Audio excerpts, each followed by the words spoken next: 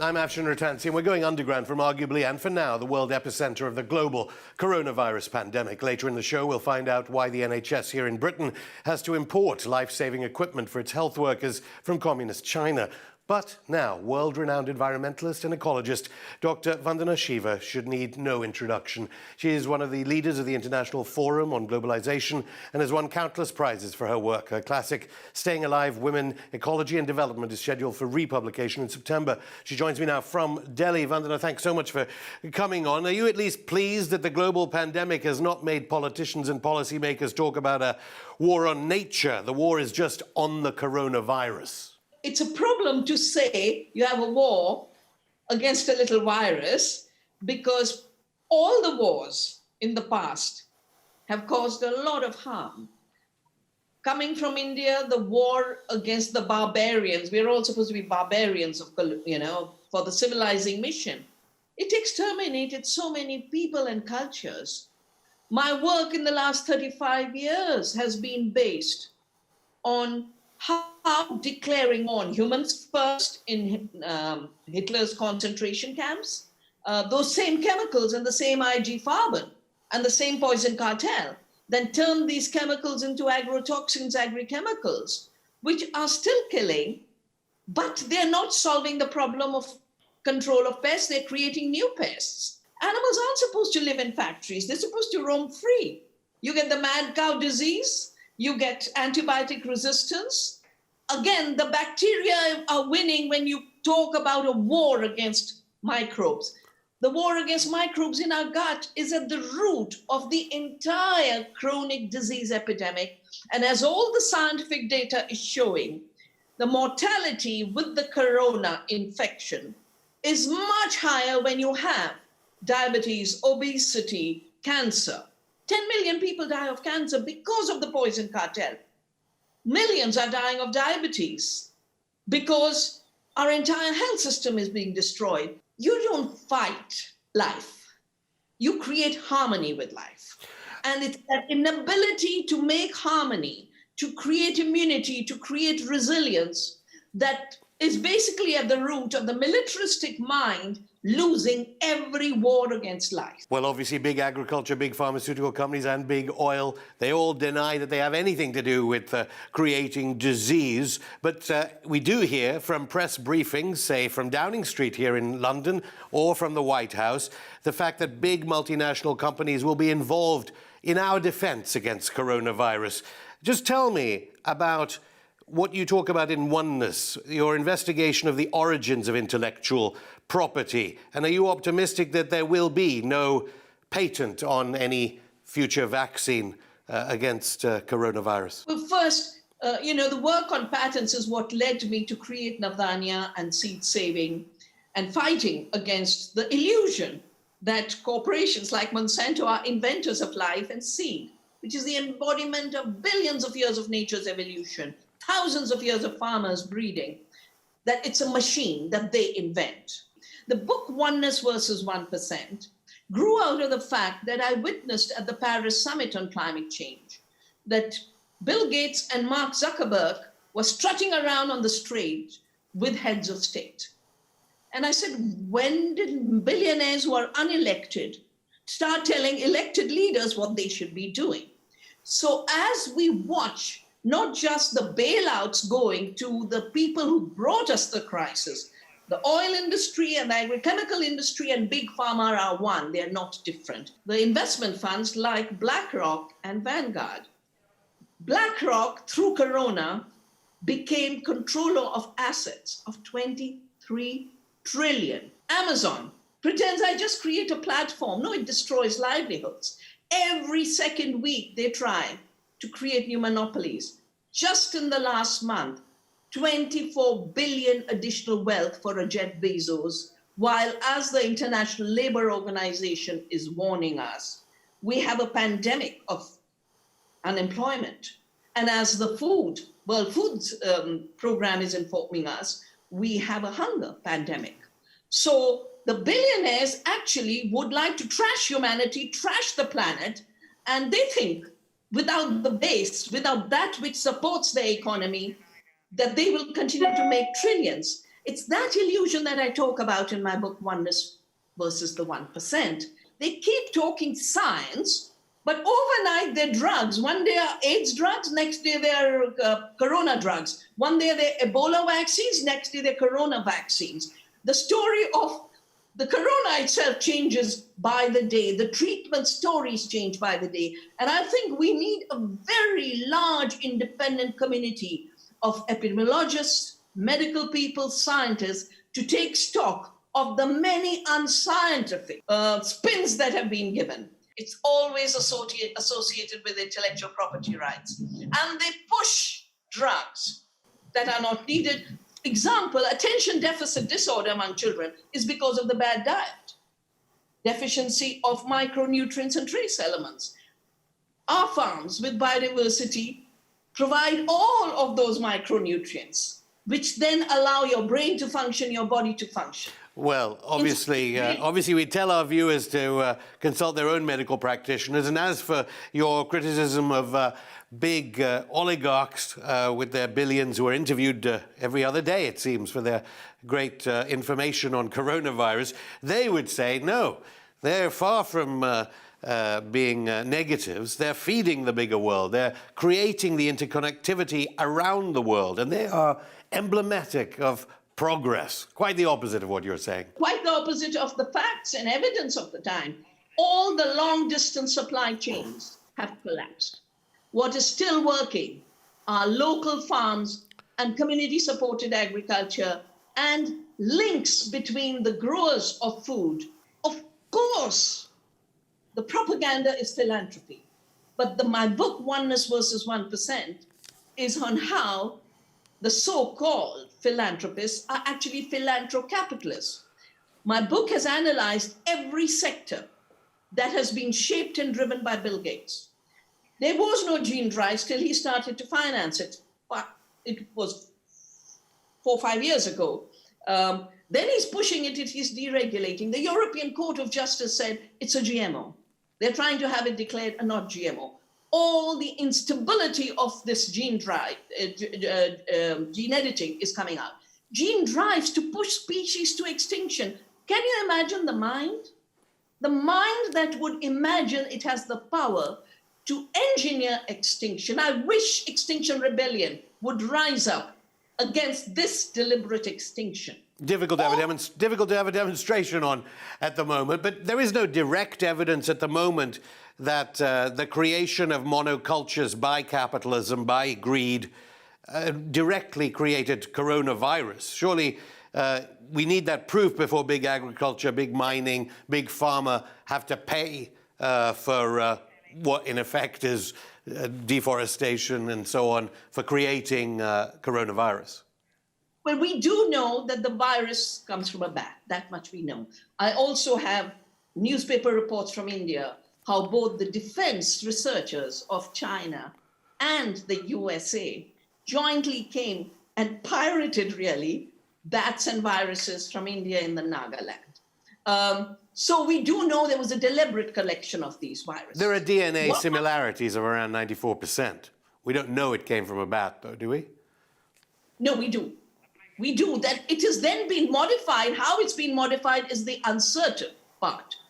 What the modification is, what is a defense lab, is it the wet markets? That's where the different stories start to get very confusing. We wouldn't have a swine flu without the monoculture factory farms. We wouldn't have bird flu without monoculture factory farms. You know that the big food. In ecology, we know diversity is what creates a break in the spread of disease and pests, but is able to predate more easily on vulnerable bodies made vulnerable by big ag, made vulnerable by the poison cartel. And monocultures of the mind, as I've called it, is the inability to see how ecosystems work, the inability to see how diversity is vital. The IPBES, the expert group for the Convention on Biological Diversity, is coming out with a report that without biodiversity, we will have no health. And I have put out a call on Earth Day to say there's one health on one planet. and it comes through biodiversity. Those big agricultural firms that have an immense amount of money and lobby on K Street in Washington and lobby here, they will tell you that we had the Black Death, we had Great Plagues, we had epidemics, pandemics, way before capitalism started. We had them during feudalism. I'm not saying they caused the plague. I'm not saying they caused the plague. But I am saying that they have created a food system that has become the basis of chronic diseases and the emergence of new diseases. Second, even the WHO, and I've been saying, WHO, you are so worried about this pandemic. What about the pandemic of diabetes and obesity? All of the US data is showing that the worst victims of the corona infection are the Black Americans, who are the worst victims of pollution, of the poisons, and of bad food. They were already put into what I call a nutritional apartheid. Can you imagine the degradation of the human being if people in the richest country have to live in what is called food deserts?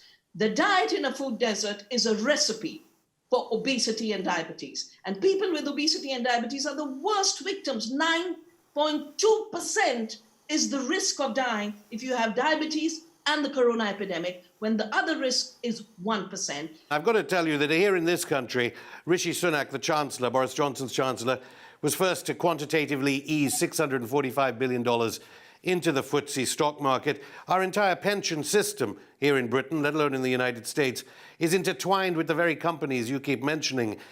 Do you believe that all the pensions should be disinvesting immediately from these massive agriculture companies? Well, 1st of May is May Day.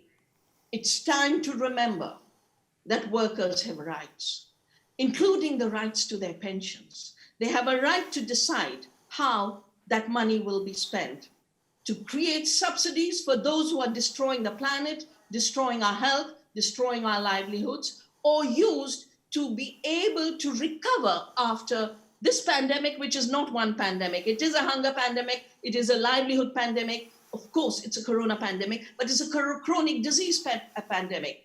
And my big worry is, as you lock people into their houses, and as Amazon is given freedom to deliver, every ad of Amazon that comes on my computer is junk food, packaged food, Heinz ketchup. That is not what we are supposed to eat. They should be taking permission of the workers about pension funds, and they should be taking permission of the 60 trillion microbes in our gut. I think we are in a time where we need a democratic debate about the use of our money, a new reclaiming of the commons, including our public health systems, which is what has saved people in this crisis, not the private for-profit system. The robber barons of today are tech barons, but they're still robber barons. And as they say, big data is the new oil. It's still an oil, and it's still extracted from our minds, and they're hoping from our bodies, with under the skin surveillance systems being created. This is a moment for people to become more deeply democratic and not allow the lockdown to be a lockdown of our minds, the lockdown of our freedom of thinking, the lockdown of our solidarity. Dr. Vandana Shiva, I'll stop you there. More from the world-renowned environmentalist after this short break. Plus, after tens of thousands dead, how did the NHS, Europe's largest employer, go from manufacturing life-saving PPE to begging communist China for it?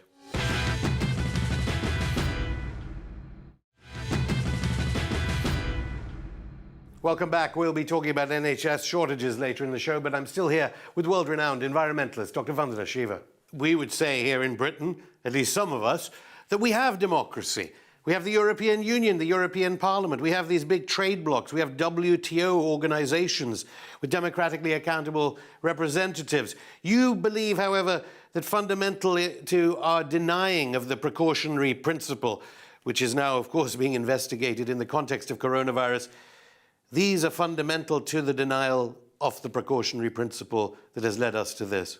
Well, I think, sadly, the Brexit was driven by the denial of the precautionary principle. I witnessed how it was the European Union laws on biosafety that were seen as coming in the way of the GMO issue.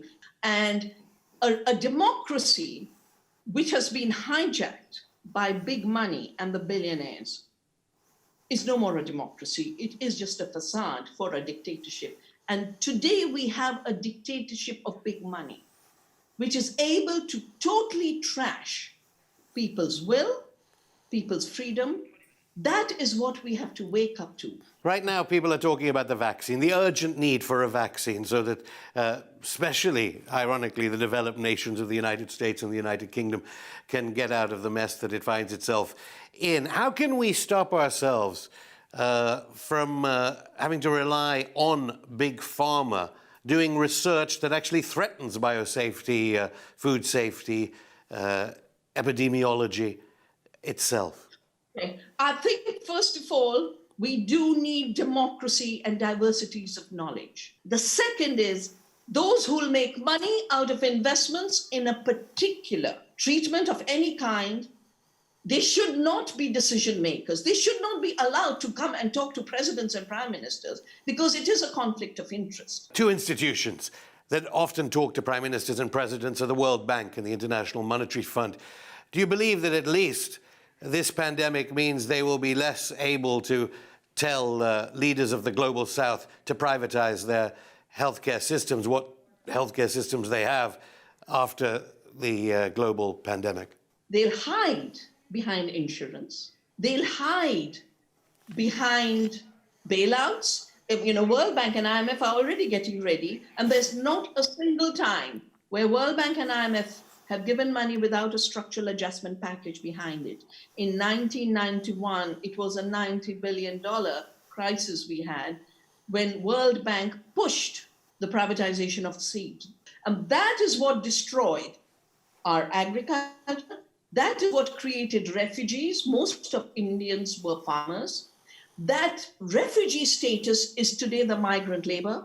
Half of India works as precarious labor. Overnight, they have no work. They are today's hungry people. So, the greed of the money machine, as I call it in my book, Oneness versus 1%, of which the IMF, the World Bank, the WTO rules, the billionaires who've really gained out of this, they're now thinking of how can we mine the minds of people? That's what Facebook does when it sells data to Cambridge Analytica. How can we mine the data, the bodily activity of human beings, and then sell back linked to surveillance? That is what people who have a passion for freedom and a passion for life should be looking at. Well, the government here wants everyone to download an application to help people from coronavirus. And surely Bill Gates has children. Boris Johnson here in London has just had another child.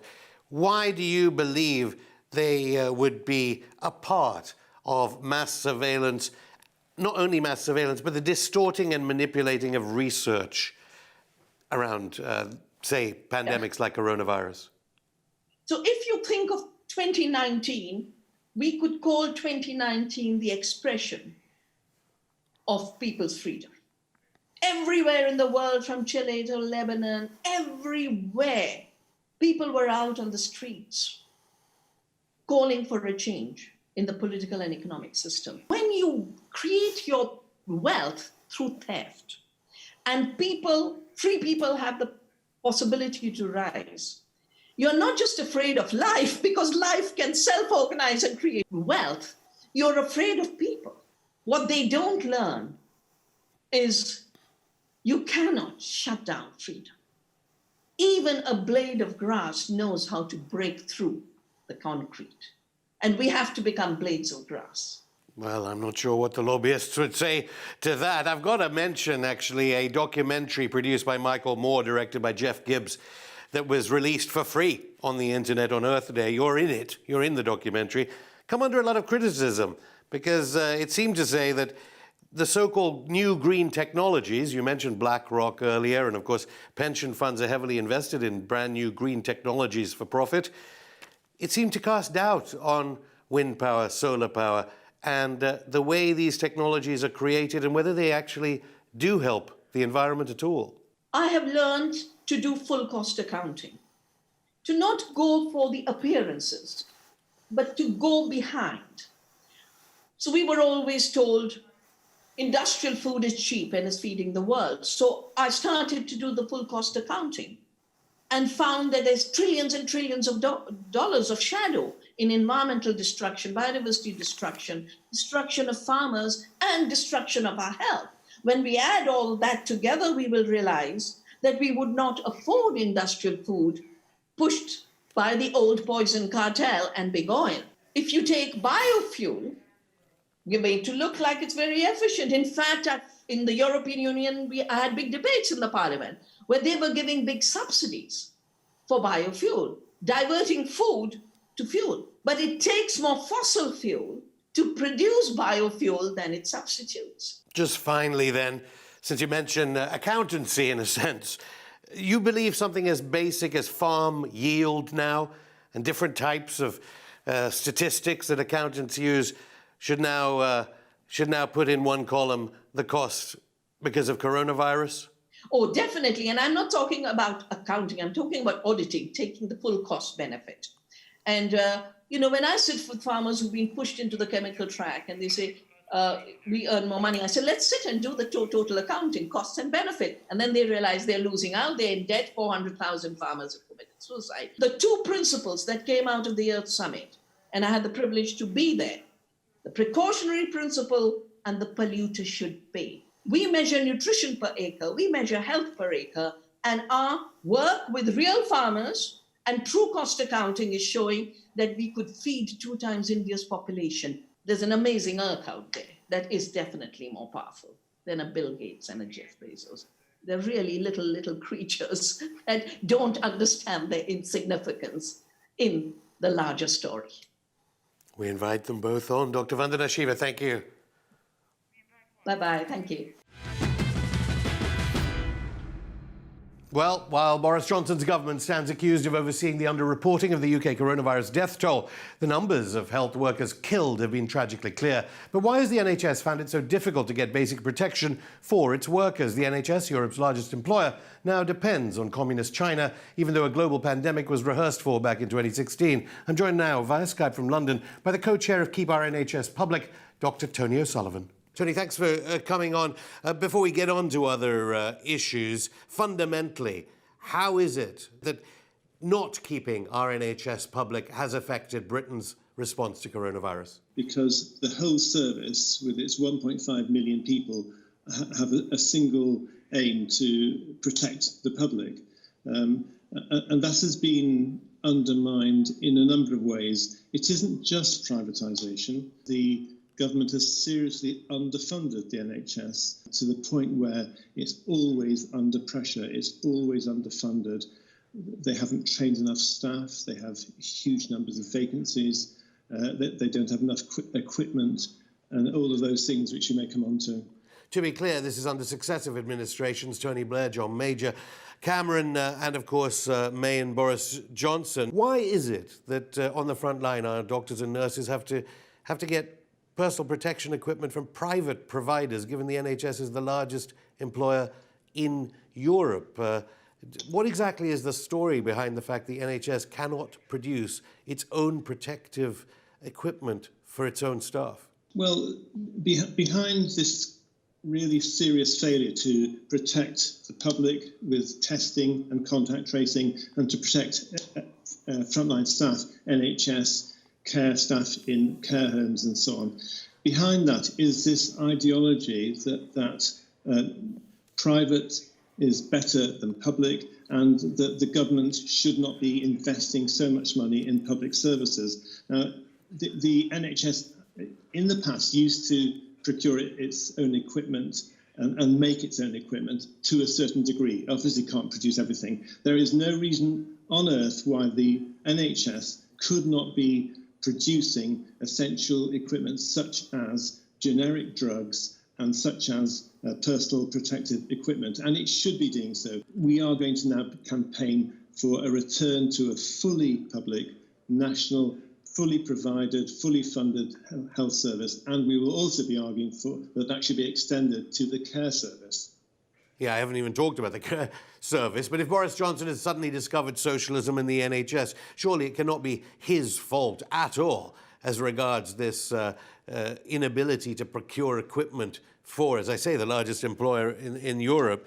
Not one politician, administrator, doctor, top nursing management person in the NHS, even since exercise sickness, when they simulated a pandemic, thought, oh, we probably need some kind of protection equipment for nurses, porters, cleaners in the health service. There's a lack of openness about who was involved in the refusal to publish the findings of exercise sickness in 2016. There were voices indeed that raised the need for a national supply in preparation for such emergencies of personal protective equipment, the recognition that there were insufficient beds for such a pandemic, and specifically the lack of ventilators. How do you know about this, given that information is classified and top secret? Well, that's information that's been leaked from people that took part in it, but the full report is not available.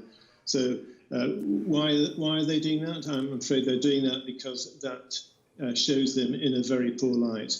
And I would challenge the suggestion that Boris Johnson has discovered socialism. But what they have had to do is realise that a nation in peril and part of a world in peril has to use collective measures and put the public first and not private interests first. Just finally, on the issue of secrecy, I'm not sure if this is because of Sir Simon Stevens, who's the boss of NHS England and his prior career at a scandal-hit US private healthcare firm. What do you make of the fact that NHS staff are right now being threatened with disciplinary action for talking to the media, for even tweeting about shortages of life-saving equipment and problems on the front line in Britain's response to coronavirus? I think it's utterly disgraceful.